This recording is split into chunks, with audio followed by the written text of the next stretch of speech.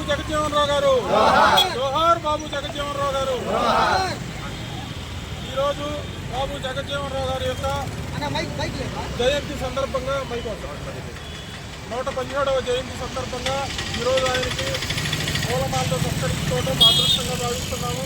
ఎందుకంటే బాబు జగజ్జీవన్ రావు గారు స్వతంత్ర సమరయోధులు. ఆయన ఈ దేశం కోసం, ఈ దేశ ప్రజల కోసం, ఈ దేశ పీడిత ప్రజల కోసం ఎంతో ఆయన పోరాటం చేశారు.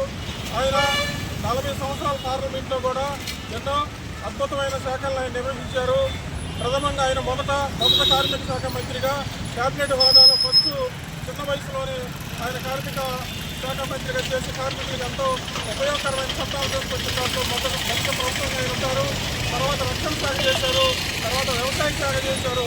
వ్యవసాయ శాఖలో ఎన్నో మార్పులు చేసుకొని రైతులకు ఎన్నో అభివృద్ధమైన కార్యక్రమాలని ఎన్నో వాళ్ళకి డెవలప్మెంట్ యాక్టివిటీస్ని కూడా రైతులకు ఎన్నో ఉపయోగకరమైన కార్యక్రమాలు తీసుకొచ్చిన జగజ్జీవన్ రావు గారికి ఈరోజు ఈ గౌరవం తెలియజేసుకోవడం అదృష్టంగా భావిస్తున్నాం.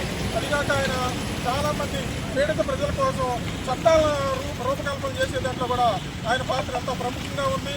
ఆయన పీడిత ప్రజల కోసం కూడా ఎంతో ముందు చూపుగా ఆయన ఎంతో ఉద్యమాలు తీసుకొచ్చారు.